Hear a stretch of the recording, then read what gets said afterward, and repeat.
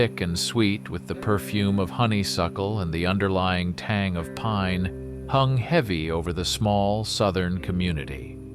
Not a named place to strangers, just down the road a piece to anyone who asked, it had for generations been a postcard vision of American quietude.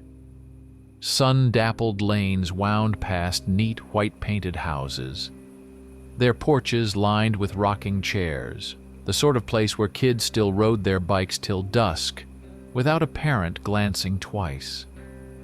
Beyond the last scattered farms, the land sloped gently upwards, giving way to an unbroken, dark green wall of ancient forest that stretched for miles, a vast, silent presence that dominated the western horizon.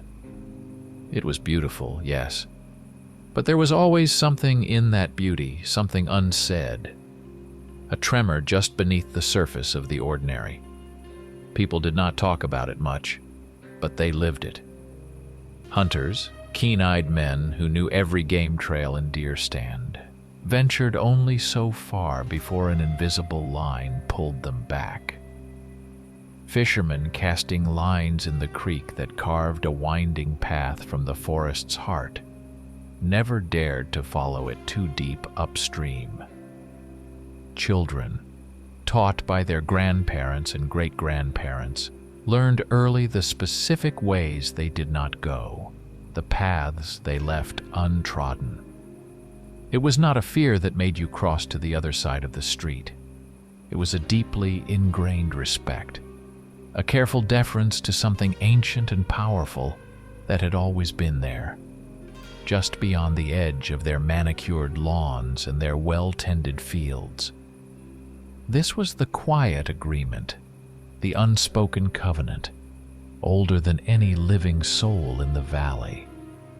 It was a legacy of centuries, woven into the very fabric of their lives, as essential and invisible as the air they breathed. Generations ago, the first settlers pushed their way through the wilderness, bringing their axes and their Bibles. They met something else in those woods, something fierce, yet capable of an understanding that transcended mere animal instinct. A pact had been forged, not with ink and parchment, but with silence and mutual, grudging respect. The creatures of the deep woods, the shapeshifters, the ones who walked on two legs when the moon was high, kept to their territory. They did not prey on the settlers' livestock, nor did they take human life. In return, the people did not venture beyond the agreed-upon boundaries, did not raise their weapons, did not seek them out.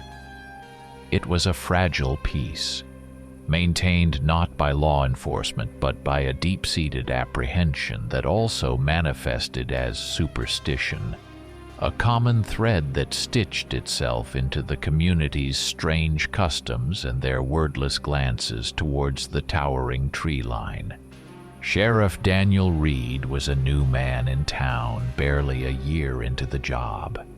He had come from a small city 200 miles north, bringing with him a fresh perspective, a college degree in criminal justice, and a solid dose of modern pragmatism. He believed in facts, in evidence, in the measurable and the explainable. The local lore, the hushed warnings about the woods, the almost mystical reverence for invisible borders. He saw it as harmless, quaint superstition. Old wives' tales, suitable for frightening children on a dark night, held no water in the clear light of day.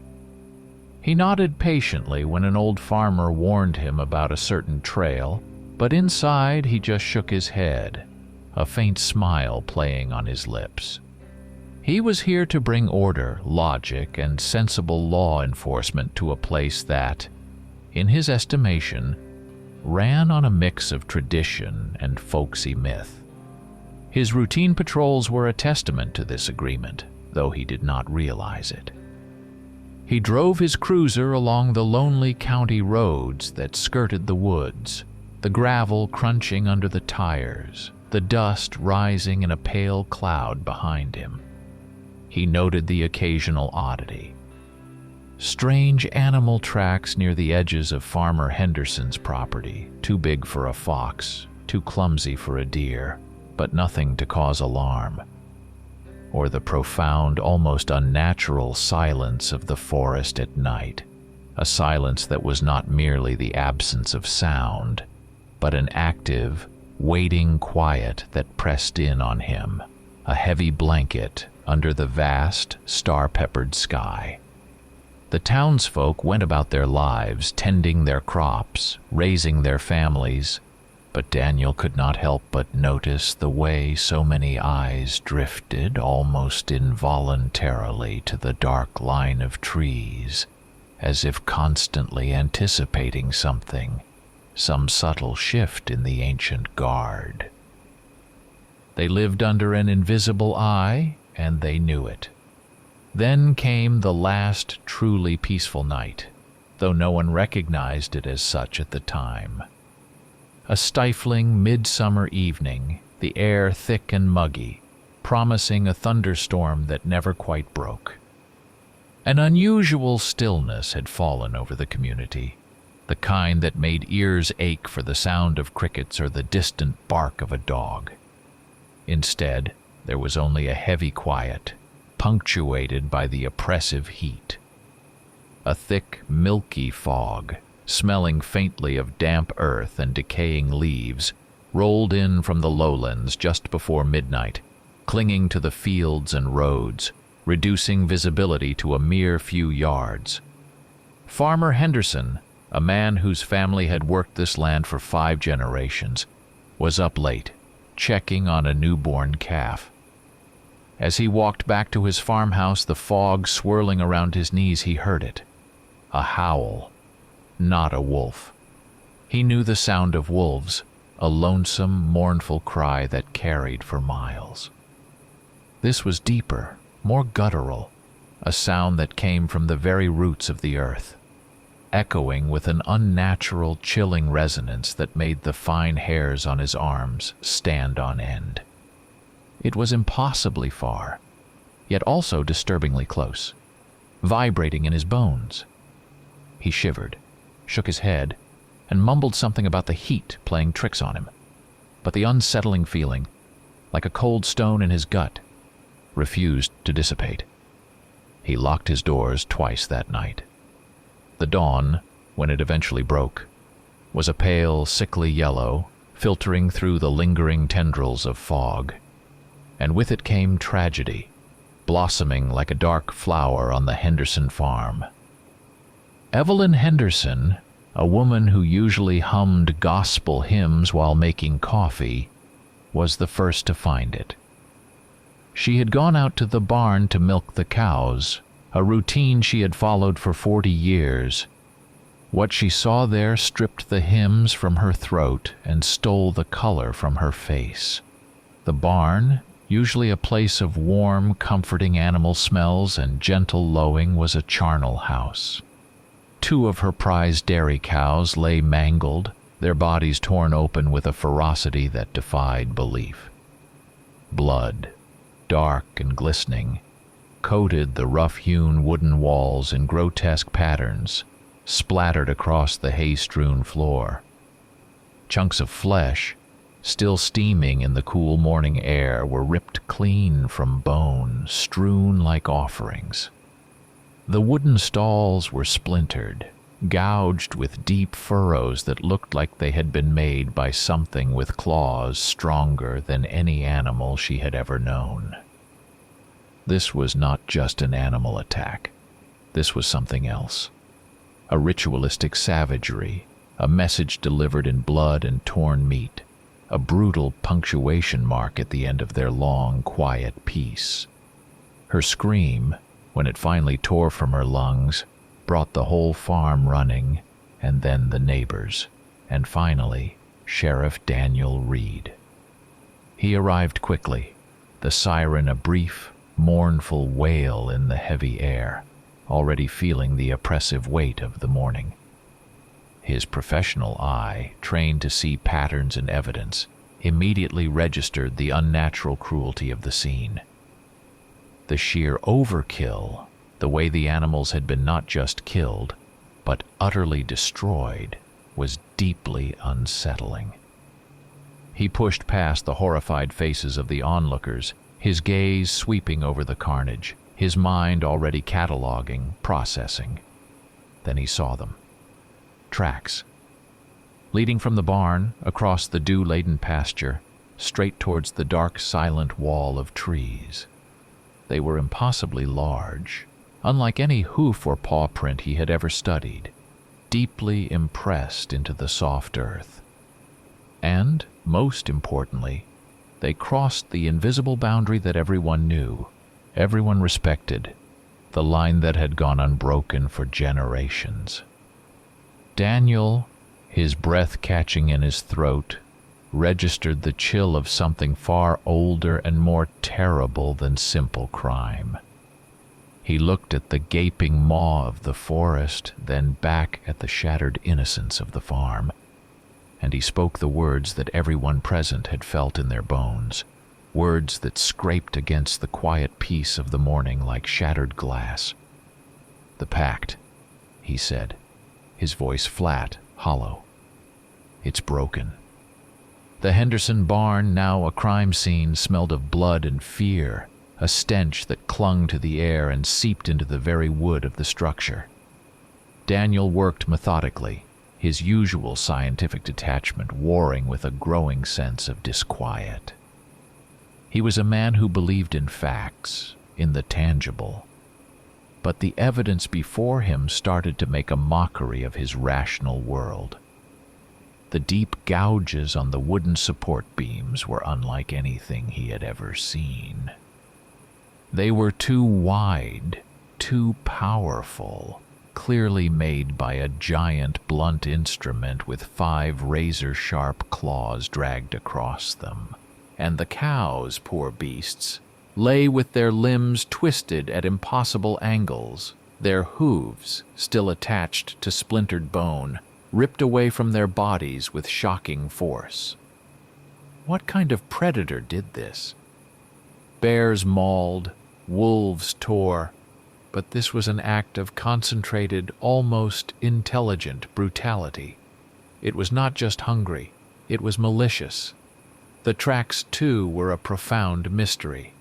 Daniel knelt, a tape measure stretched across the print, noting its prodigious size, nearly 1.5 feet long with 4 distinct deeply clawed toes and a strangely elongated heel. It was too large for any wolf he knew, certainly too heavy for a dog, even a mastiff. And the shape, it was not quite a paw with its rounded pads, nor was it a human foot. There was something in its asymmetry, its slight, almost imperceptible distortion, that made him uneasy. He followed them across the pasture, their deep impressions cutting a straight, unwavering line through the dew. They led directly to the very edge of the deep woods, the unspoken boundary that had defined their lives for so long. There, at the tree line, they simply vanished, leaving no trace in the oppressive silence of the forest air. But Daniel knew better. Things did not just vanish. They went somewhere, and that somewhere was now beyond his comprehension. His rational mind, a fortress he had built brick by brick since childhood, registered the first faint tremor of an earthquake beneath its foundations. Later that afternoon, Daniel convened an emergency meeting with the informal council of elders. They gathered in the old community hall, the air thick with the smell of stale coffee and unaddressed fear. Old man Hemlock, his face a roadmap of wrinkles carved by sun and worry, sat with his gnarled hands clasped over a cane. Mrs. Gable, usually a fount of local gossip and comforting advice, sat stiffly, her normally bright eyes clouded with an ancient sadness. Farmer Silas, a man of few words, shifted uncomfortably in his chair, his gaze fixed on the closed doors. Daniel, armed with his photographs, His measurements, his undeniable facts, laid out his case. The tracks, he said, holding up a blown-up photo, they came from the woods. They killed those cows with unnatural savagery, and they went back. The pack, it broke the agreement. He demanded action. A unified front, a search party, an investigation beyond the tree line. The elders, however, met his pronouncements with a collective, unsettling silence. Their faces, already etched with the quiet worries of age, deepened with a profound, almost spiritual concern. They expressed grief for the Hendersons, but they firmly, almost angrily, rejected the idea that this was the work of the pack. "No, Daniel," Old Man Hemlock said, his voice raspy. "Not them. This is a provocation. Something foreign. Something that ain't natural, even for them." Mrs. Gable nodded, her voice barely a whisper. "A power, Sheriff. Older than wolves. Older than us. This ain't the pack. Not the ones we know." Their words were heavy with an ominous foreboding, a sense of deep, primordial fear rather than mere superstition. They spoke of things that lurked beyond their understanding, forces that defied modern logic. Daniel, ever the pragmatist, saw only the stubborn refusal of old people clinging to their antiquated beliefs, with fear twisting into folklore. He dismissed their warnings as mere superstition, but a sliver of unease, cold and sharp, lodged itself in his heart.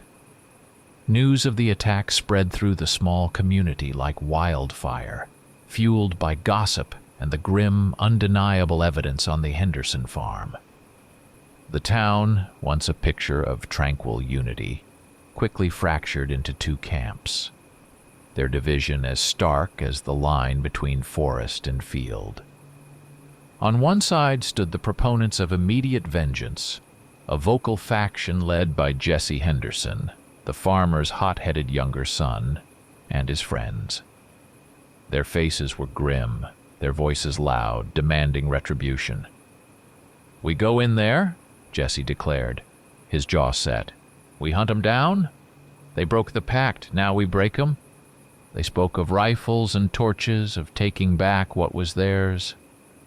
On the other side were those who feared escalation, who preached caution and restraint, their voices lower, more somber, but carrying the weight of the elders' quiet authority.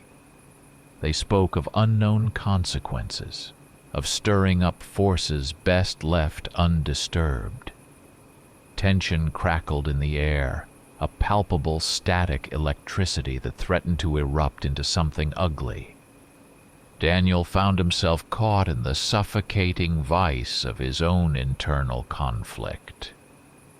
His duty as sheriff demanded he maintain law and order, to investigate with impartiality, to seek justice based on evidence. But the evidence itself was increasingly bizarre, defying categorization, mocking his neat, logical framework.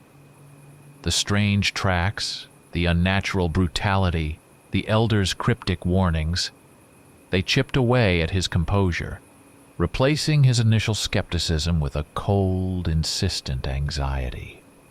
He tried to think rationally, to find a scientific explanation, to force the square peg of the unknown into the round hole of the known. But the gnawing sensation, the feeling that he was standing on the precipice of something vast and ancient and utterly unknowable, grew heavier with each passing hour. He was losing his grip, not just on the community, but on his own understanding of the world. From the deep woods, the distant howls began again, at first faint, then growing steadily in frequency and intensity. They were not merely the hungry cries of wild animals. They were deeper, more varied, carrying within them a sinister promise, a resonant echo of the broken agreement. They spoke not just of impending hunger, but of an awakening, a malevolent intent that froze the blood in the veins of every man, woman, and child huddled behind their locked doors. The silence, when it finally fell between the howls, was far worse than the noise. An oppressive quiet filled with the unspoken certainty that whatever had broken the pact was now awake, and it was coming for them all. Sheriff Daniel Reed, his eyes red-rimmed from lack of sleep, organized reassuring night patrols around the community. His cruiser, along with a couple of volunteer deputies, rolled slowly along the roads that skirted the tree line, their headlights cutting narrow swathes through the oppressive darkness. But the patrols, rather than offering comfort, only served to heighten the pervasive dread. Every rustle of leaves, every branch snapping in the unseen depths of the forest, every shadow cast by the moon through the thick canopy became a trigger. Nerves, already stretched taut by the violence at the Henderson farm, frayed further. False alarms were frequent. A stray dog chasing a rabbit, the wind sighing through the pines, a deer crashing through underbrush. Each time they scrambled, weapons drawn, hearts pounding, only to find nothing. The cycle of tension and anticlimax was more exhausting than any direct threat, draining the residents of their already meager reserves of courage. A few days later, the grisly toll continued to mount. Old Man Miller, who lived on the western edge of the community, found a mangled deer on his property line. It was not merely killed. It had been eviscerated with the same brutal precision as the Henderson cows, its entrails strewn, its bones broken. And then, the following morning, came Buster. Buster was Mrs. Gable's beloved beagle, a fixture in the community for 10 years, always underfoot, always ready for a scratch behind the ears. He was found near the old sawmill, a ramshackle building on the very edge of the woods that had not seen a plank cut in 30 years. Buster, poor old dog, had been torn to pieces, his collar still attached to a bloodied scrap of hide. The wounds were identical to the cows and the deer, an excess of savagery, certain parts missing. The creature was not just feeding, it killed for sheer, terrible joy, and also as a means of communication, a bloody, silent declaration. The nights, already fraught with tension, grew increasingly unbearable. The howls from the deep woods became a constant, terrifying symphony. Now, they were not merely distant echoes. They were distinctly audible, deeper, more varied, and unsettlingly close. Some nights, they encircled the community, a chorus of malevolent voices. Many residents swore they heard not just the mournful, guttural cries, but a low, throaty growl that vibrated in the floorboards of their homes, and occasionally something far more sinister. A sound that was horrifyingly, unambiguously like laughter. It was not human laughter, not precisely, but a derisive, cruel sound that mocked their fear, that reveled in their impotence. It cut through the night, a chilling reminder that whatever lurked in the darkness was intelligent, aware, and enjoying their terror. Against the backdrop of this escalating fear, the old, forgotten stories began to resurface. Whispers circulated through the community, carried on nervous breaths and fearful glances.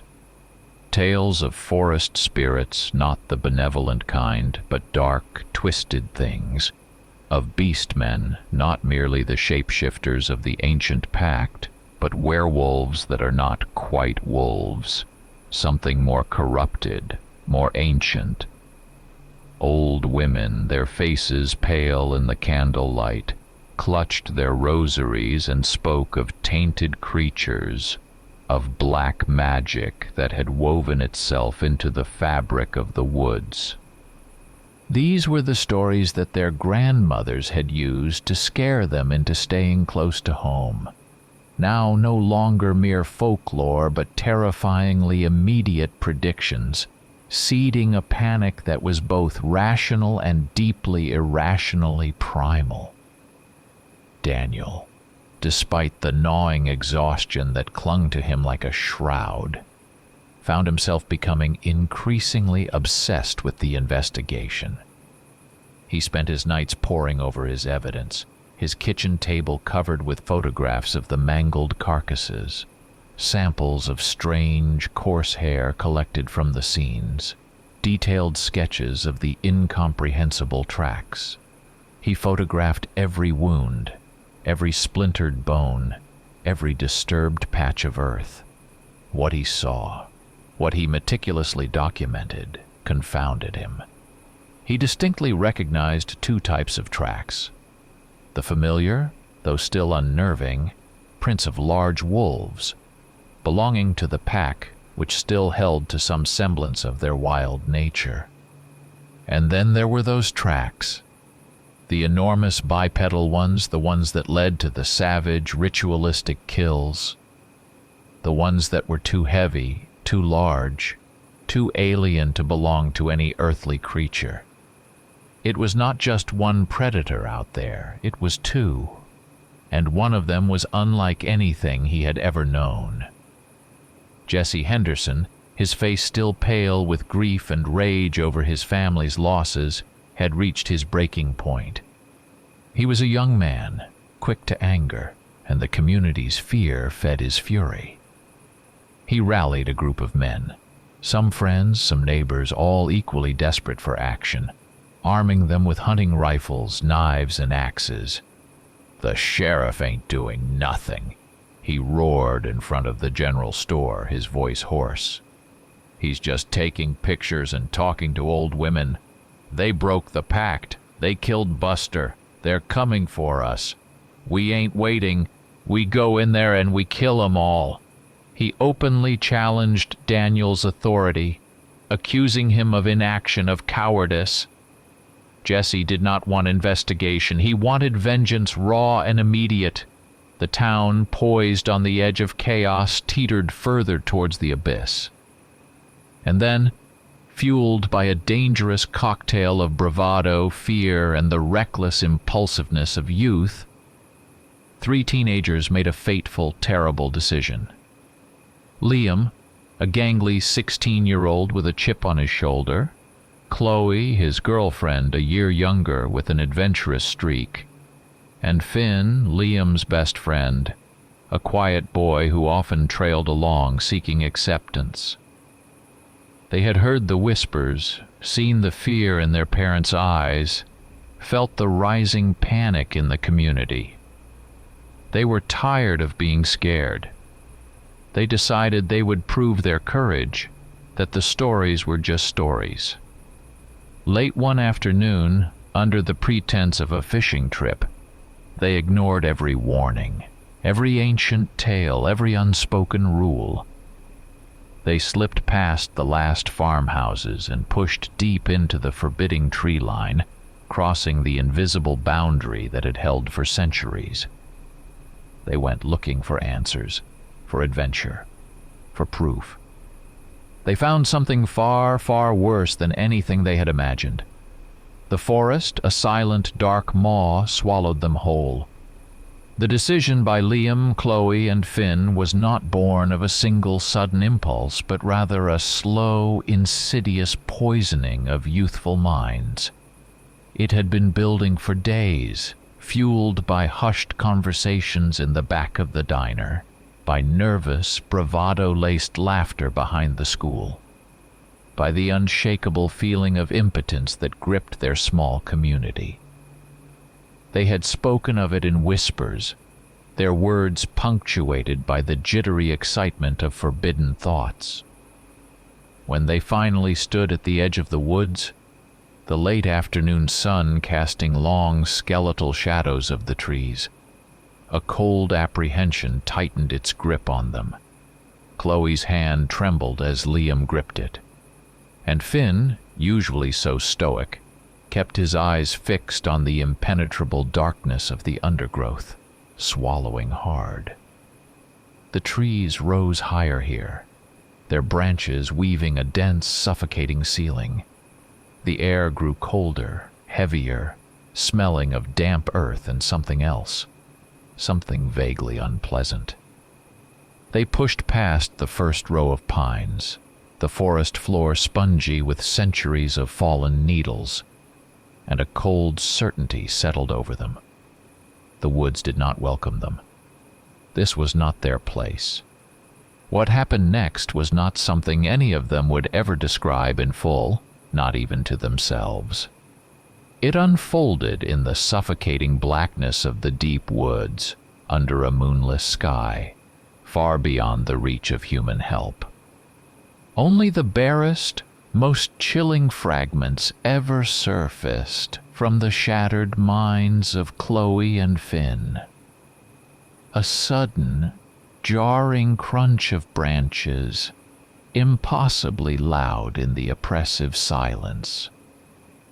A rank, fetid smell like something long dead and recently disturbed that made their stomachs lurch. A fleeting glimpse of a silhouette vast and hunched, moving with a speed that defied its size, too fast, too fluid to be any animal they knew. And then Liam's scream. A sound torn from his throat, raw and primal, filled with unimaginable terror. It did not fade or trail off. It simply stopped, abruptly, like a light switch flipped off, leaving only the ringing silence of the forest and the ragged, terrified breaths of Chloe and Finn. The morning brought only two of them back. Chloe and Finn stumbled out of the woods just after sunrise, two spectral figures emerging from the mist-shrouded tree line. Their clothes were torn and caked with mud, their faces streaked with dirt and dried tears.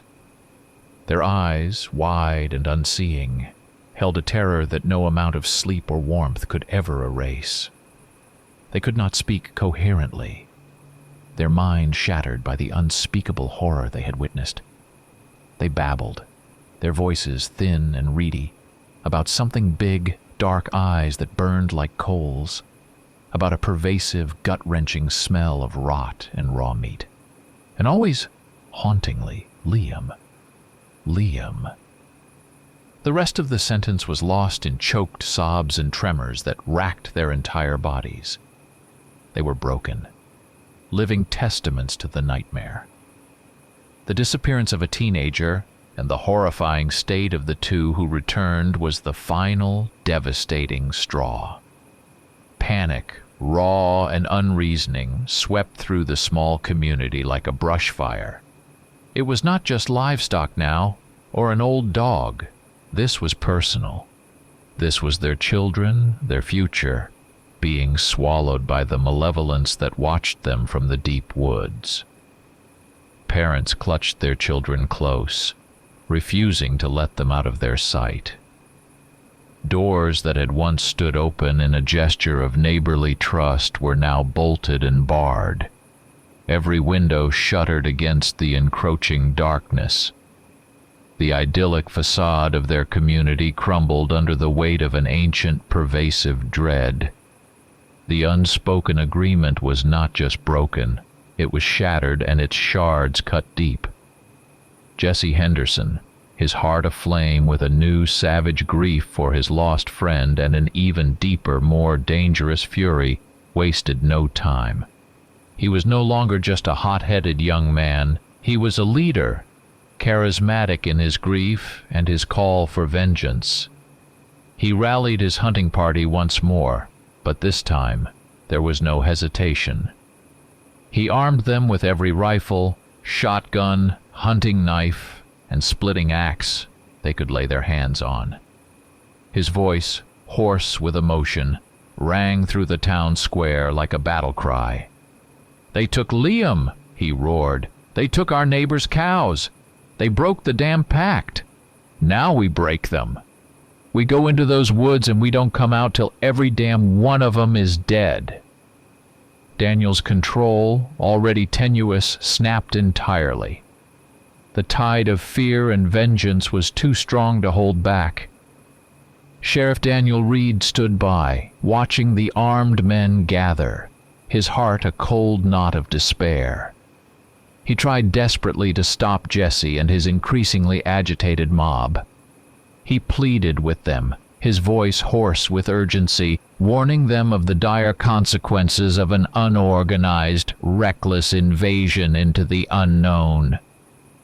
"You don't know what's out there," he yelled. "You'll be walking into a slaughter. This isn't a hunting trip. This is a war, and you don't even know who the enemy is. You'll start something you can't finish." But his pleas fell on deaf ears, drowned out by the rising crescendo of fear and the bloodlust for revenge. Reason was a frail whisper against the thunder of primal rage. He watched them go, a motley procession of desperate men disappearing into the deepening shadows of the woods, a cold certainty settling in his gut. They were marching to their doom, and he was powerless to stop them. Night descended upon the community once more, but this was no longer a peaceful blanket of darkness. From the deep woods the distant howls began anew. But now they carried a different inflection, no longer merely a threat or a promise of hunger. They sounded unmistakably, like a prolonged, derisive laugh, a cruel mockery aimed directly at the foolish humans who had dared to step onto a path of ruin. The pact was not just broken. It had been spit upon, and the forest, a patient, ancient entity, was now ready to claim its due. Daniel, despite the profound despair that had settled upon him after Jesse's ill-fated expedition, knew he could not simply do nothing. He had to act, to at least make an effort, if only to direct the raw, undirected fury of the community into something resembling constructive action. He organized an official search party for Liam, a grim procession of volunteers, some still carrying the haunted look of recent trauma, others grim-faced with a hardened resolve. They ventured into the woods, but with a palpable caution, moving slowly, deliberately, each man acutely aware that they were strangers in a land that was no longer merely wild, but openly hostile. The scent of pine and damp earth was tainted now by something else, something cloying and metallic, hinting at the violence that had transpired. Deep within the silent, oppressive green, they found the chilling signs of a desperate struggle. Twisted, broken branches lay scattered on the forest floor, snapped with an unnatural force. The earth was torn up in places, a chaotic tableau of scuffed leaves and disturbed soil, as if something monstrous had thrashed violently against an unseen adversary. Then came the undeniable proof. Liam's backpack, torn and shredded, its contents scattered amidst the undergrowth. A compass, a half-eaten granola bar, a worn paperback novel. All utterly mundane objects now made terrifying by their context. And amidst it all, a few dark, glistening spots of blood. Human blood, Daniel knew with a cold certainty. But it had a peculiar, almost blackish hue, unlike any he had ever seen, congealing into thick tar-like puddles on the damp earth. The forest, ancient and unyielding, guarded its secrets jealously, offering only these agonizing fragments of the truth. As they pressed deeper, the search party came upon the tracks again, the same colossal, deeply impressed prints Daniel had first seen at the Henderson farm. They dwarfed any known animal, too heavy for even the largest bear, too structured to be a mere paw. There was an undeniable, disturbing bipedal quality to them, suggesting a creature that stood upright, though its gait was a grotesque, shambling horror. They were far larger, far more unnatural than anything science could account for. Daniel traced the outline of one print with his finger, the earth cold and damp against his skin, a shiver running down his spine.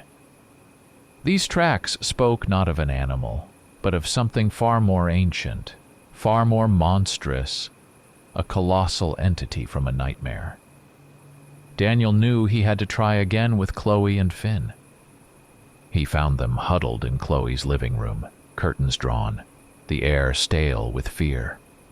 Chloe, still fragile, her eyes haunted and unfocused, began to remember in fractured, terrifying bursts.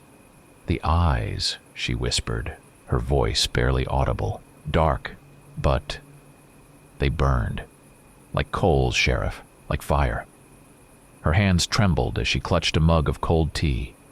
And it was too big, so big it broke the trees, like they were twigs. Snapped them clean off. She shuddered violently, pressing her hands to her ears, as if trying to block out the memory. And the smell. Oh God, the smell. Like something rotten, but fresh. Like old meat, but raw. And something else. Something sweet and sickly. Like decay. With each halting word, a horrifying, inhuman portrait began to emerge in Daniel's mind. A creature from the darkest corners of myth, not a wolf, not a bear, but something utterly monstrous. Desperate for any shred of concrete evidence, Daniel had carefully collected samples of the strange, coarse hair found at the scene, along with a small vial of the unusually dark blood. He had sent them off to the regional forensics lab, pulling strings with old contacts, promising explanations he could not yet give. The results, when they came back via a crackling phone line a few days later, were utterly baffling, shattering what remained of his scientific worldview. The technician, his voice tight with bewilderment, reported that the hair did not match any known species of animal. No genetic markers, no definitive classification. And the blood analysis was even more disturbing. Anomalous cellular structures, unlike anything found in either human or animal physiology. "Sheriff Reed," the technician had said, a tremor in his voice, We do not know what this is. It's impossible." Daniel returned to the elders, his face grim, his questions more direct. "Tell me," he pleaded, his voice low, urgent, about these creatures. "The ones that are not wolves, the ones you would not name." Their faces, already etched with the deep lines of worry, hardened, turning to stone. They met his gaze with a mixture of profound sorrow and a chilling, ancient fear. They spoke in riddles again, their voices hushed, almost conspiratorial. "Some things," Old Man Hemlock intoned, "are best left unnamed, Sheriff. To speak them is to call them." Mrs. Gable spoke of ancient curses and outcasts, of creatures born of shadow and sin. Their silence was not just a reluctance to speak. It was a deep, visceral terror, a fear that had been passed down through generations, rooted in a knowledge that transcended mere human understanding. Their refusal to provide concrete answers felt less like obstruction and more like a desperate, futile attempt to protect him from a truth too terrible to utter. Daniel, a man of science, a man who believed in logic and reason, experienced his world tilting violently on its axis. The pieces of the puzzle, once neatly arranged in the categories of rational thought, now sprawled in grotesque disarray. The incomprehensible evidence from the lab, the shattering testimony of the traumatized teenagers, the chillingly consistent patterns of violence, and the dark, ancient legends whispered by the elders, all of it pointed to an undeniable, terrifying conclusion. Something supernatural, something utterly beyond his comprehension, beyond the feeble reach of human law and modern science, indeed stalked the deep woods, and it was now loose in their community. His badge, his gun, his training, none of it was enough. He was no longer just a sheriff investigating a crime. He was a man staring into the abyss, and the abyss was staring back, hungry and ancient.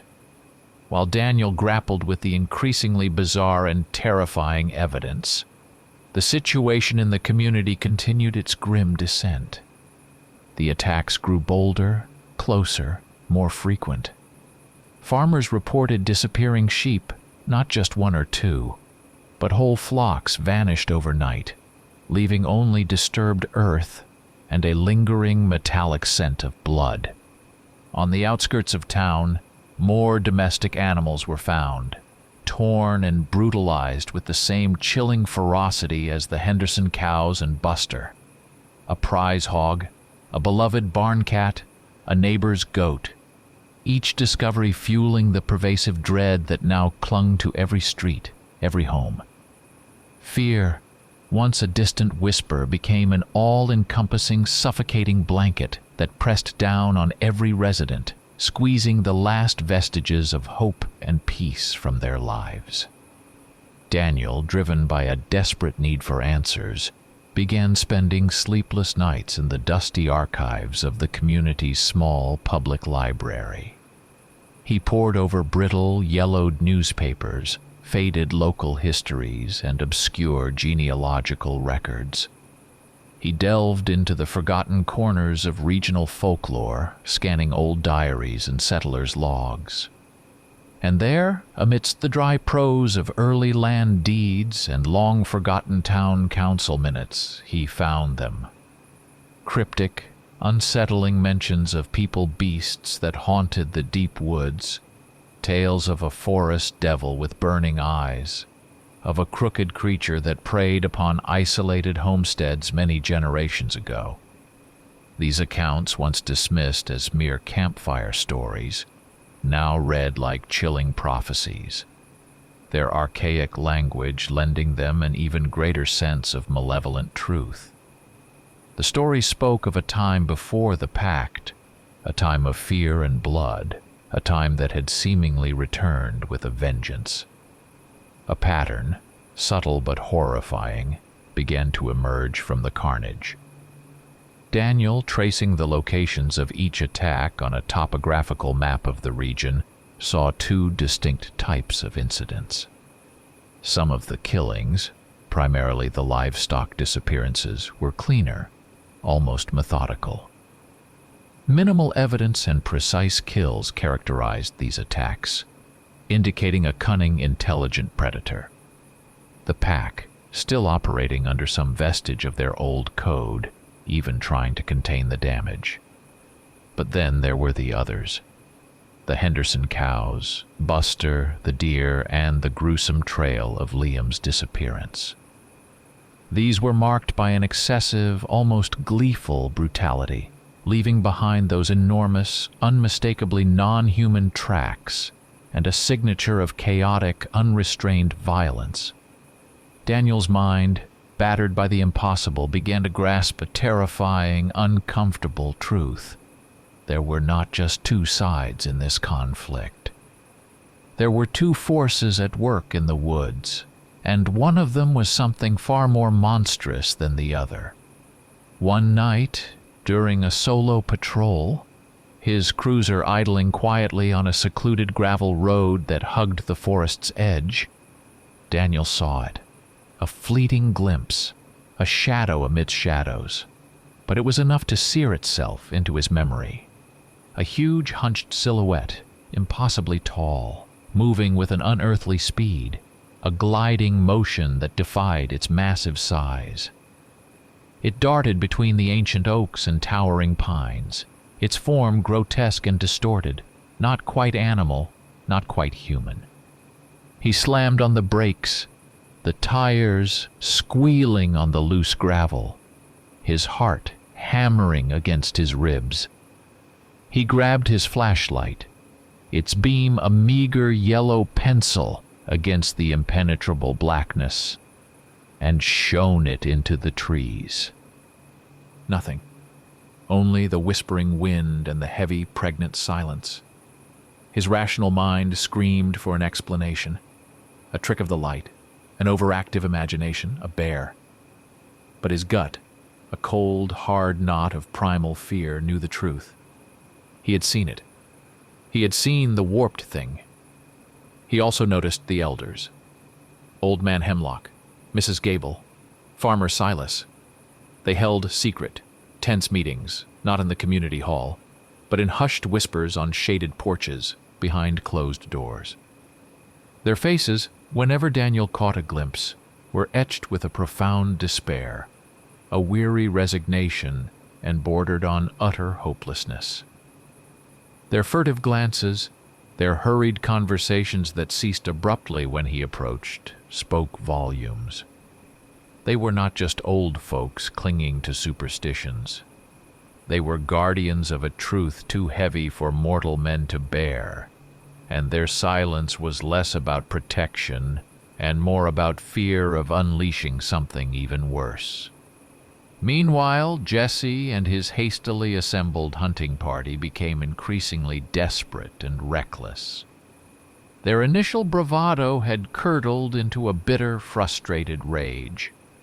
They ventured deeper into the woods than any man should, ignoring the fading light, the growing signs of danger.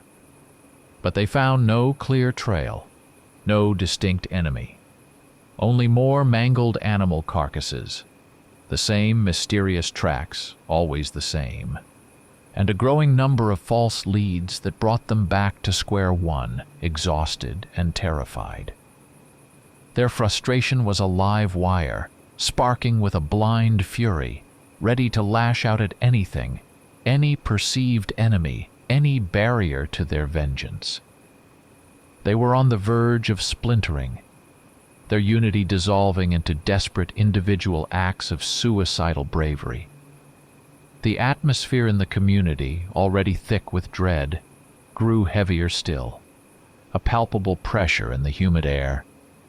The sky to the west, where the ancient woods began, often gathered dark, bruised clouds, a sign of an impending thunderstorm that always held its breath, never quite breaking. But Daniel knew it was more than just a weather front building. It was a metaphorical storm, a tempest of fear, vengeance, and a growing ancient evil. Time, he realized with a chilling certainty, was running out. The community was teetering on the precipice of utter chaos, and he, the man of order, the sheriff of a forgotten patch of Americana, still had no idea how to stop it. He felt like a lone figure standing before an unstoppable primeval wave, and the wave was almost upon them. The storm, long threatened, finally broke over the small community with a primal, terrifying fury. The sky ripped open, unleashing a deluge that hammered against roofs and pounded the earth, turning dirt roads into muddy rivers. Deafening claps of thunder rolled through the valley, shaking the very foundations of the houses, followed by blinding flashes of lightning that ripped through the inky blackness, briefly illuminating the wind-whipped trees. It was a night of pure, unbridled elemental chaos, a fitting curtain for the horror that was about to unfold.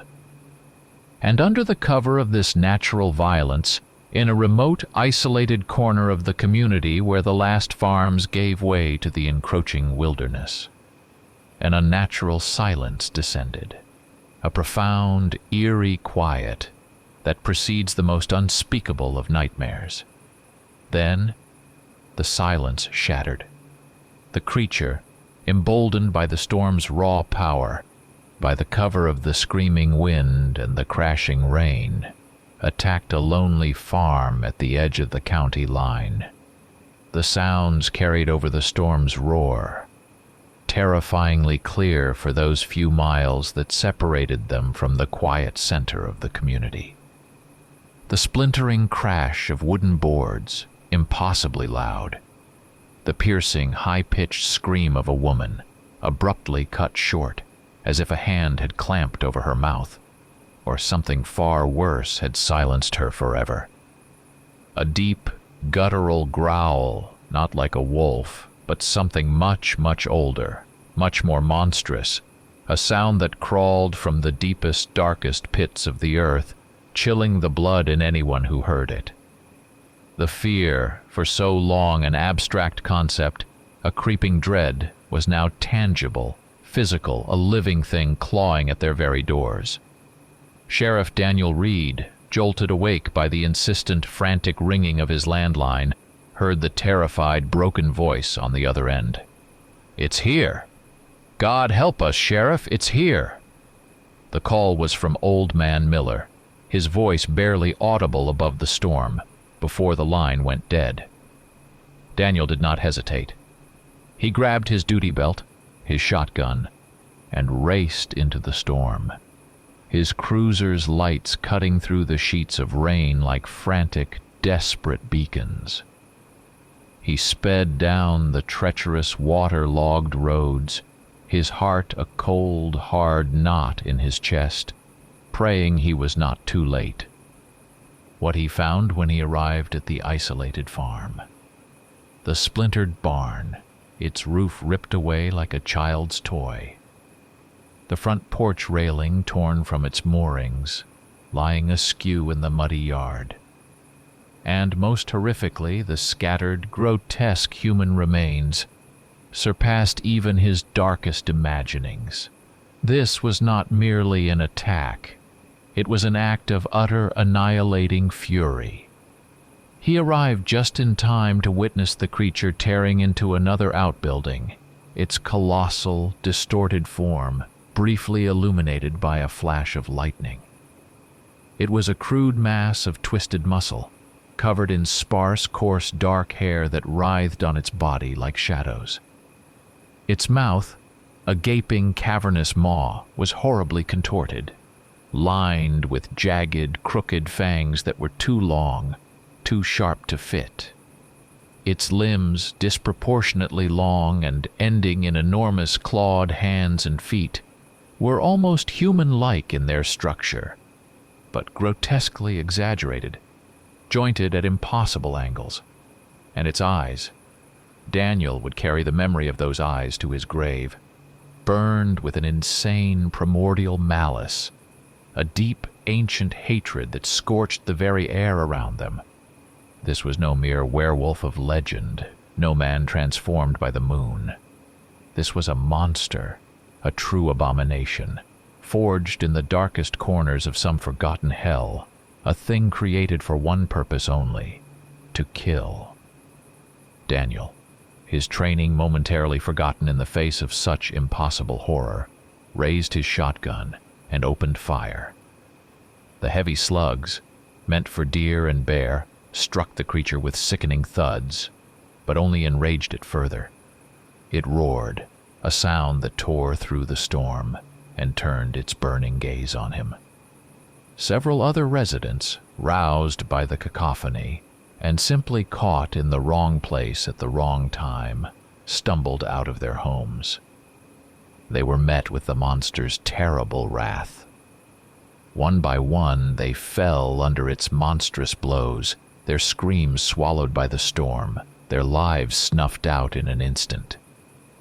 Panic, absolute and overwhelming, seized the small community, a wave of primal terror washing over them as they realized the impossible had become real, and it was hunting them.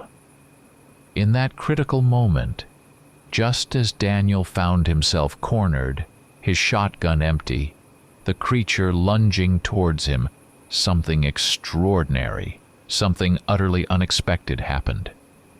From the thrashing, rain-lashed tree line, figures burst forth, moving with astonishing speed and coordination. They were the shapeshifters, the true Pact, in their full, terrifying wolfen forms. Not the monstrous distortion Daniel had just faced, but enormous, powerful wolves, their coats sleek with rain, their eyes gleaming with a fierce, ancient intelligence. They launched themselves at the creature, a snarling, biting mass of fur and muscle, throwing themselves into the fray with a savage fury. They fought with a terrifying effectiveness, a coordinated attack honed over centuries, and crucially, in the chaos of the battle, they avoided the humans, focusing their entire unified wrath on the monstrous abomination. The fight was short, brutal, and utterly devastating. The combined force of the pack, though taking heavy blows, managed to finally drive the creature back, forcing it to retreat into the depths of the storm-lashed woods. The Alpha, an immense grizzled wolf whose coat was matted with rain and fresh blood, its body crisscrossed with old scars, turned its gaze from the retreating horror and fixed it on Daniel. For the first time in generations, the shapeshifters had emerged from the woods, not with a threat, but with an unspoken demand. It let out a single, deep, commanding growl, its eyes meeting Daniel's with an intelligence that transcended mere animal instinct. The message was clear, undeniable: cease fire, stop shooting. There was a greater enemy than them. The scene after the battle was etched with a surreal, impossible quality, like a nightmare caught in the harsh glare of reality. The rain had begun to taper off, leaving behind a slick, shimmering world of mud and glistening blood.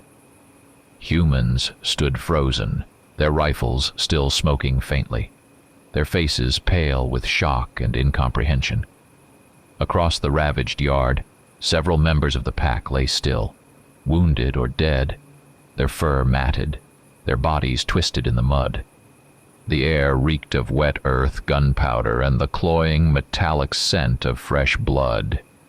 The Alpha, its massive frame heaving, one flank torn and bleeding, stood before Daniel, its formidable presence radiating a complex mixture of raw anger, profound pain, and a strange, almost human understanding in its ancient eyes. This was not the simple beast he had once dismissed as folklore. The Alpha could not speak, not with human words, but its message resonated with a chilling clarity that transcended language. Its deep, guttural growls, the way its head lowered slightly, its gaze sweeping from the devastated farm to the retreating shadows of the woods, conveyed a story. A primitive form of telepathy or an ancient understanding forged over centuries of uneasy coexistence connected them. Daniel registered the meaning settle in his mind, cold and sharp as a shard of ice. Not us. The creatures that had brought this terror, that had massacred the livestock and taken Liam, that had just caused such devastation. Not our pack. It was the outcast, the tainted one, a former member of their own kind, warped and twisted beyond recognition. The Alpha's nonverbal explanation continued, filling Daniel's mind with images of their past. The outcast it conveyed had once been a part of their pack, a strong, fierce warrior. But over time, its hunger had grown insatiable, its methods excessively cruel. It had begun to take life not for survival, but for a twisted, incomprehensible pleasure. Its form, once noble and strong, had become horrifically distorted, a grotesque mockery of their own. It had preyed on humans and beasts alike, indiscriminately, violating every sacred law of nature, and more importantly, shattering the ancient pact that ensured their survival. For this unforgivable transgression, it had been cast out, banished, cursed to wander alone, a pariah, a thing of pure malevolence. But it had returned, stronger, more deranged, and infinitely more dangerous than ever before. The Alpha, its gaze unwavering, made it horrifyingly clear that the outcast was a threat not just to humans, but to both their worlds. Its madness recognized no boundaries, respected no ancient laws. It cared nothing for the delicate balance, the fragile peace. Its sole purpose was destruction, pure and indiscriminate. It was the outcast, not the Pack, that had been behind the brutal attacks on the Henderson livestock, the ritualistic mutilations, the abduction and death of Liam. It was the outcast, through its savage provocations, that had deliberately tried to ignite a bloody, unwinnable war between humans and shapeshifters. The real enemy had been lurking in plain sight, an ancient evil, misunderstood by them all. Daniel, his mind reeling from the Alpha's revelation, from the terrifying power of the outcast he had just witnessed, and from the indisputable fact that the shapeshifters had risked their own lives to protect humans from it, knew. The elders, with their cryptic warnings and their ancient fears, had been right all along.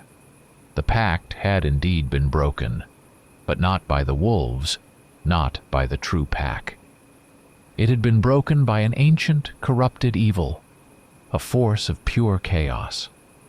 And now, he saw only one path forward, one impossible choice. He had to trust his ancient enemies, the creatures of the deep woods, the shapeshifters that had haunted their nightmares for generations. There was no other way. Yet, forging this alliance was a brutal task. Many of the residents, particularly Jesse Henderson and his grieving, rage-filled men, were consumed by a pathological fear and a deep, ingrained distrust of the shapeshifters. Their minds, conditioned by generations of folklore and the recent terror, simply could not grasp this insane, impossible story. How could they, ordinary men and women, work side by side with monsters, with creatures that transformed under the moon? It defied every instinct, every warning they had ever received. It was only Daniel's unwavering authority, his calm, reasoned explanation of the terrifying alternative, and the very real, very visceral horror of the outcast's rampage that had just decimated their community, that began to chip away at their staunch resistance. The choice was not between good and evil, but between two terrifying evils, and one of them was trying to save them. Humans and shapeshifters, united by a common monstrous foe, were forced to find a way to communicate, to cooperate, to fight together. It was a monumental leap of faith for both species, a terrifying gamble in the face of annihilation. The stakes were higher than they had ever been, and the uneasy silence between their disparate groups was heavy with unspoken fears, lingering resentments, and the cold, hard burden of an impossible trust. The night was far from over, and the fight had only just begun. The first pale light of morning struggled to pierce the bruised and weeping sky, revealing a landscape still shuddering from the previous night's carnage.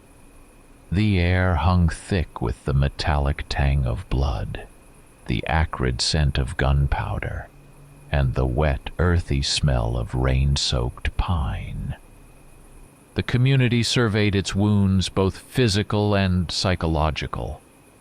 There were human casualties, still lying where they fell, their faces pale and still.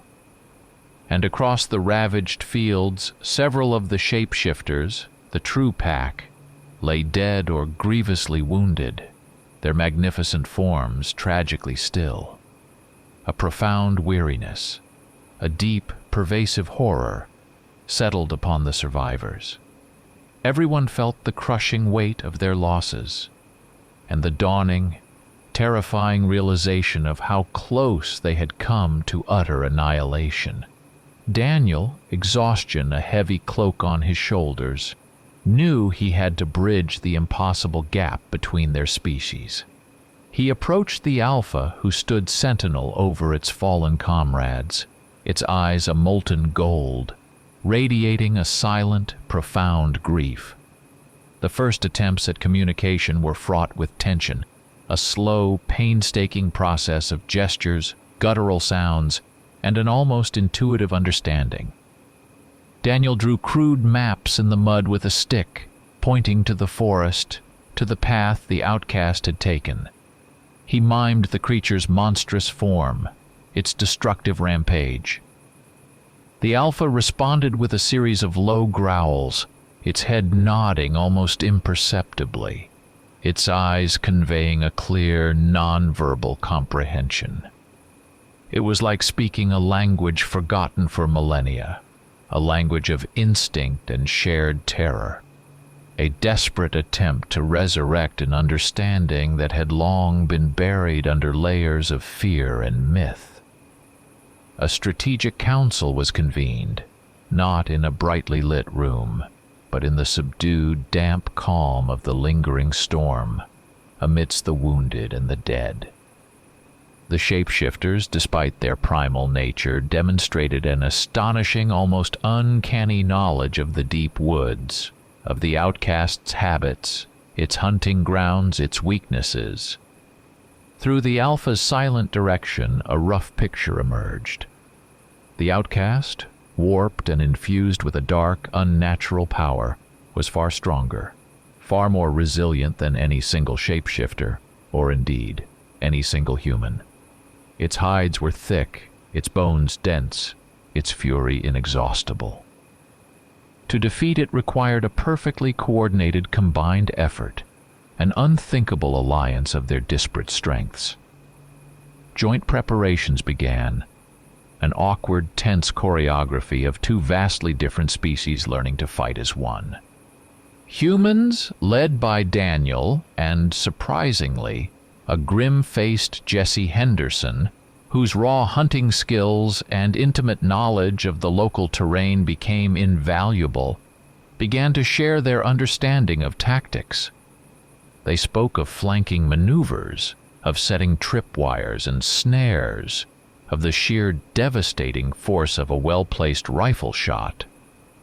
The shapeshifters, under the Alpha's watchful command and the guidance of its battle-scarred lieutenants, offered their unparalleled strength, their acute senses, their blinding speed, and their profound ancient knowledge of the wild. They knew every hidden path, every scent, every whisper of the wind that could betray the monster's movements. A strange, symbiotic synergy began to form, an unholy union forged in the crucible of shared fear and a common enemy. Moments of profound tension and ingrained distrust were, of course, inevitable. Humans, their faces still etched with the memory of the previous night's terror, eyed the shapeshifters with a deep, wary apprehension, especially when a low growl rumbled in a wolf's chest, or a flash of fang caught the dim light. The younger, more aggressive shapeshifters, their eyes still burning with feral instinct, struggled to suppress their predatory urges, their deep-seated animosity towards the humans who had for so long been their silent enemies. Daniel and the Alpha were forced to constantly intervene, their combined authority a thin, fragile shield against the ever-present threat of their alliance fracturing. Daniel's voice, calm and firm, reminded the humans of the greater threat. The Alpha's deep, resonant growls, full of command, kept its pack in line. They were united by a terrifying shared purpose, a fragile common ground in a world that had suddenly turned upside down. Slowly, painfully, their disparate forces began to meld. The humans offered their advanced weaponry, their understanding of explosives and traps, their knowledge of the community's geography, its man-made choke points. The shapeshifters brought their raw, untamed power, their unmatched senses of smell and hearing, their incredible speed and agility, their profound instinctual connection to the wild. A fragile yet surprisingly effective alliance began to solidify. They were two parts of a single desperate machine, each element essential to its function. The final plan of the hunt took shape. A strategy born of desperation and the strange, unexpected blend of human ingenuity and primal instinct. Their target, the outcast. The chosen battlefield, a narrow, overgrown pass that snaked between the dense ancient woods and the crumbling, abandoned structure of the old sawmill. It was a natural choke point, a place where the monster was to be cornered, trapped, and with a terrifying finality destroyed. Their weapon, fire. It was the only force, they concluded, powerful and destructive enough to finally put an end to the monstrosity that had broken their peace and shattered their world.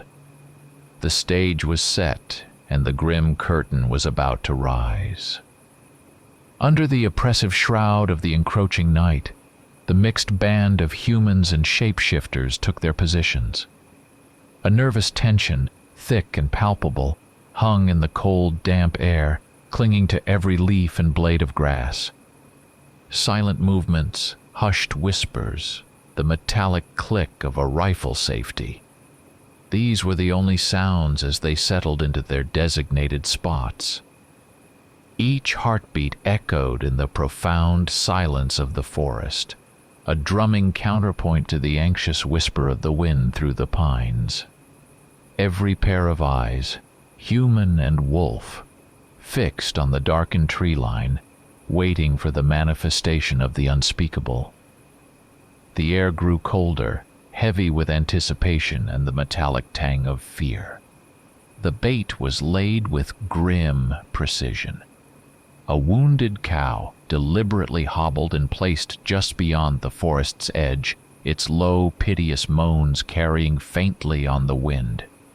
A trail of fresh blood, carefully spilled and dragged through the undergrowth, led straight towards the designated trap zone, the old, crumbling sawmill.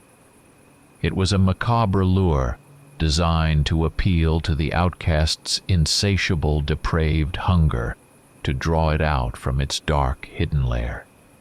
Then began the agonizing wait. A slow, torturous crawl of minutes that stretched into an eternity.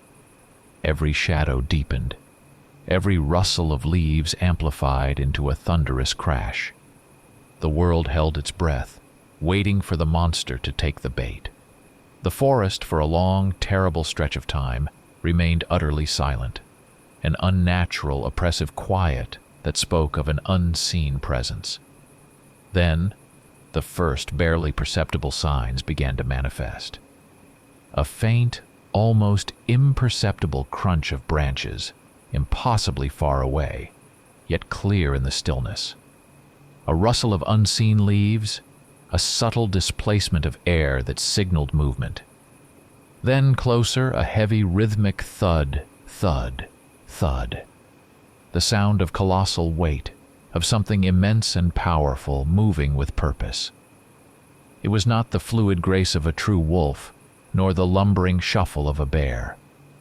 It was an unnatural, lurching gait, an invisible mass drawing inexorably closer through the dense undergrowth, its approach marked by the subtle tremors that vibrated through the very earth. And then it appeared. The outcast, a monstrous silhouette against the pale, bruised moon, emerged from the shadowed maw of the deep woods. Its distorted form, a grotesque mockery of life, was a chilling spectacle. Its hunched shoulders, its impossibly long limbs, its massive, misshapen head. It was a vision of pure, unadulterated malevolence, a creature forged in the darkest nightmares. Its movement was an unsettling paradox, clumsy and ungainly yet alarmingly, terrifyingly fast, a loping predatory lope that covered ground with unnatural speed. Its single-minded focus on the wounded cow, the lure, was absolute. A mad, unthinking fixation that drove it forward, eyes burning with a primal, unholy hunger. It was completely, utterly beyond reason. The first ambush was sprung with a terrifying, coordinated ferocity. From the surrounding thickets, human rifles barked, spitting fire and lead into the monstrous form. A volley of bullets tore into the outcast's tough hide, designed to disorient and slow its terrifying charge. At the same moment, the shapeshifters, moving with their innate, lightning speed and agility, launched themselves from the flanks. They tore at the creature's thick legs, biting and rending at its tough hide, a living wave of fur and fang.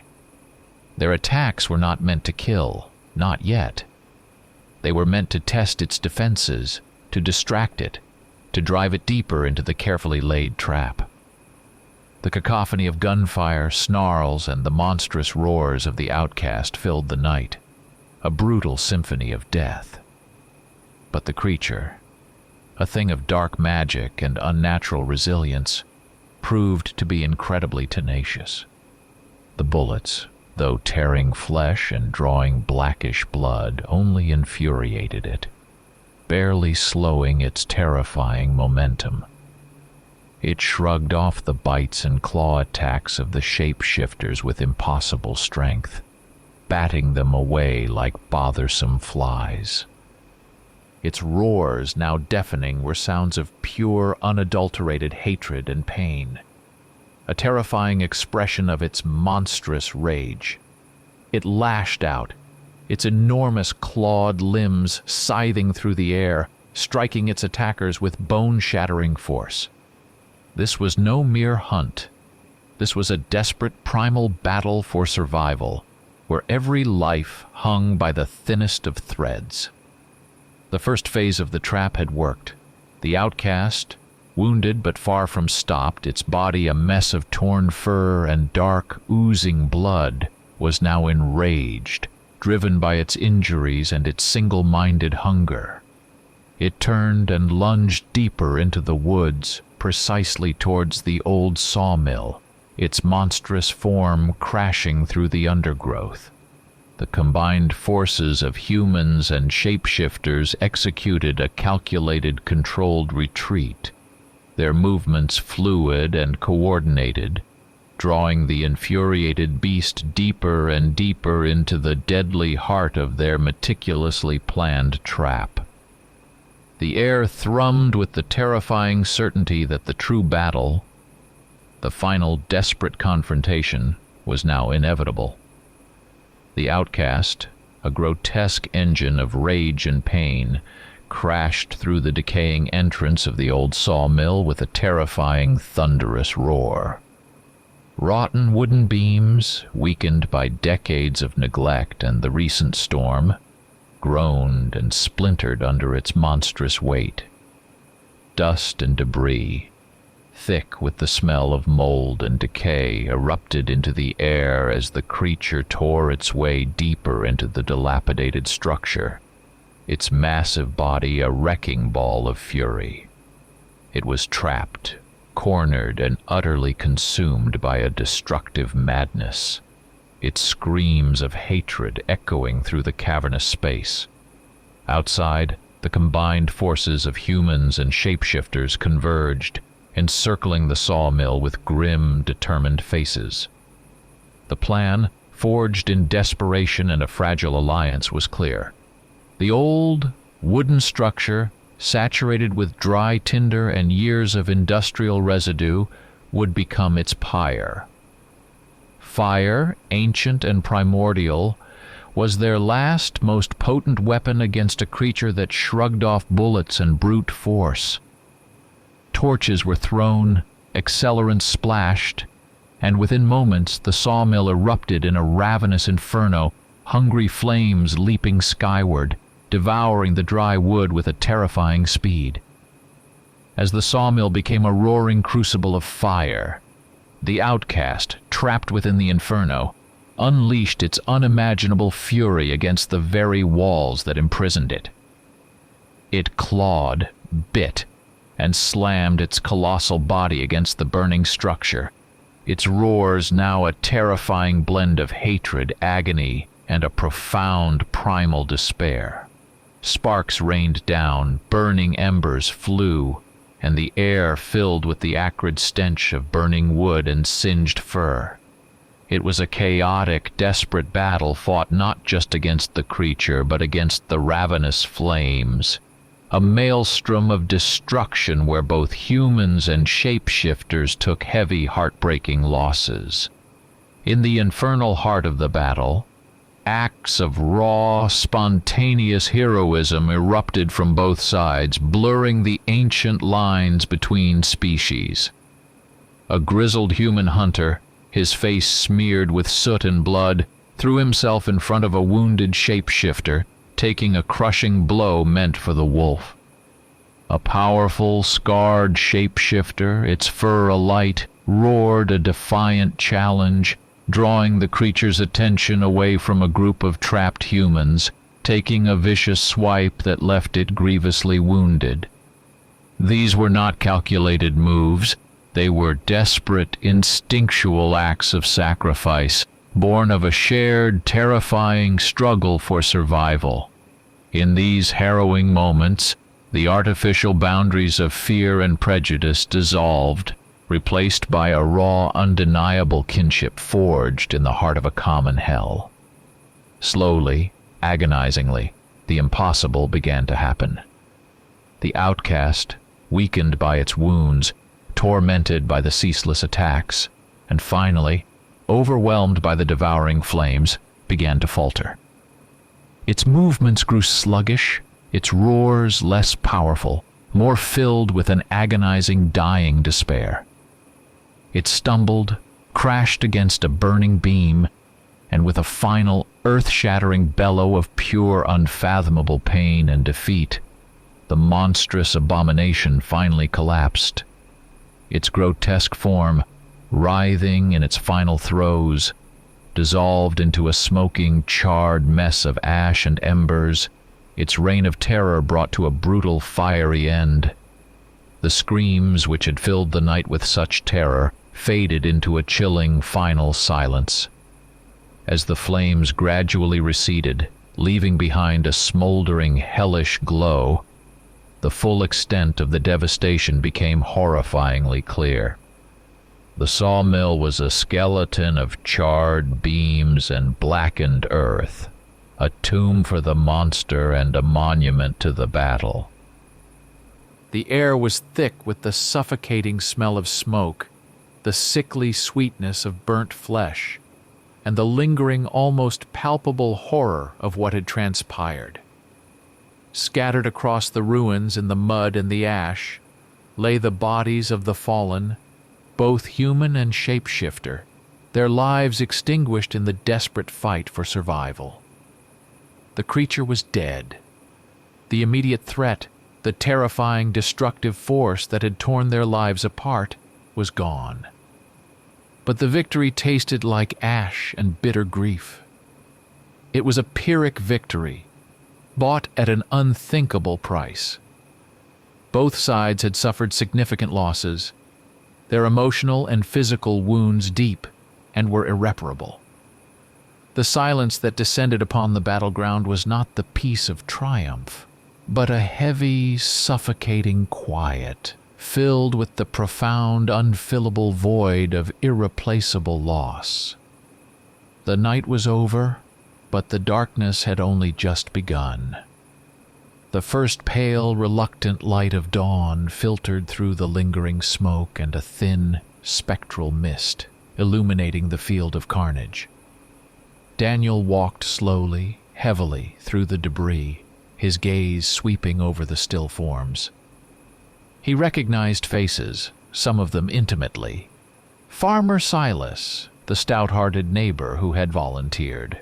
A young man named Billy who had only recently finished high school. And then there were the shapeshifters. their magnificent wolfen bodies now broken and lifeless, their fur matted with mud and congealed blood. The sheer, crushing weight of their collective sacrifice, the unimaginable horror they had endured together, settled upon his shoulders like a shroud woven of grief and dread. This was not a victory parade. It was a silent, somber accounting of the lost. The Alpha, its own body a map of fresh wounds, moved with a slow, agonizing grace among its fallen kin. It paused by each still form, its muzzle touching a cold flank, its eyes, usually so fierce, now clouded with an ancient sorrow. A low, guttural lament, a deep primal cry of grief, rumbled in its chest, echoing across the ruined landscape. It was not merely the loss of pack members. It was the wrenching agony of a leader mourning its family, a stark, visceral reminder of the immense, irreplaceable loss they had all endured. The sound hung in the air, a mournful dirge, a dark counterpoint to the quiet sobs of the human survivors. As the surviving humans huddled together, their faces etched with trauma and exhaustion, the remaining shapeshifters, their own wounds raw and fresh, looked upon them. The crucible of fire and fury, the shared battle against the outcast, had not forged an unbreakable bond. Instead, in their eyes, once allied and filled with a desperate temporary trust, Daniel now read a cold, calculating assessment. The ancient fear of humans, the searing memory of their weapons, the raw power of the fire they had wielded, all of it had returned, amplified by the fresh losses. They saw not comrades, but fragile, dangerous beings whose capacity for destruction was as great as their own, and greater. The brief, desperate alliance had dissolved, leaving behind a chilling, familiar chasm. The Alpha, its grief a palpable force around it, stepped forward, its gaze sweeping across the stunned human faces. Its voice, a low, rasping growl, cut through the oppressive silence with the terrible clarity of a death knell. Its words, though few and devoid of human syntax, were utterly, horrifyingly clear. They resonated in Daniel's mind, not as a threat, but as an undeniable, chilling decree. We fought alongside today, for the outcast. But tomorrow, it is each for their own. The Pact is gone. Your borders, they no longer exist for us. The ancient agreement, held for centuries, now lay shattered and broken beyond repair. Daniel and the community understood, with a dawning, terrible clarity, the horrifying implication. The Pact, already stretched taut by generations of uneasy truce, was now irrevocably torn. The shared, monstrous threat of the outcast had, for a brief, desperate time, united them.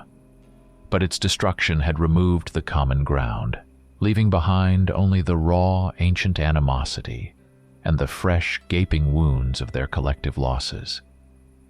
There was no more peace, no more understanding, only the primal, unyielding forces of fear and territorial imperative. Without another word, the remaining shapeshifters turned as one. Their movements were silent, fluid, their forms dissolving into the thickening morning mist that still clung to the edges of the forest. They disappeared into the deep woods, their departure not a farewell, but a stark, undeniable warning. They left the humans alone with their dead, with their ruined homes, and with a world that had been irrevocably changed. The sun climbed higher over the ravaged landscape of the small community, illuminating the smoking ruins of the sawmill, the freshly dug graves, the silent, frightened faces of the survivors. The air, once filled with the sweet scent of honeysuckle, was now thick with the smell of smoke, of destruction, of death. An oppressive silence hung where once the rhythm of life had gently pulsed. The future was not merely uncertain, it was a vast, terrifying void, a landscape of endless dread. The whispers that now moved through the town were no longer about ancient pacts, but about an inevitable looming war. And the howls, when they began to drift from the deep woods as evening approached, were no longer aimed into the forest, but directly, unmistakably, at the human homes. A chilling, resonant promise of the endless night to come.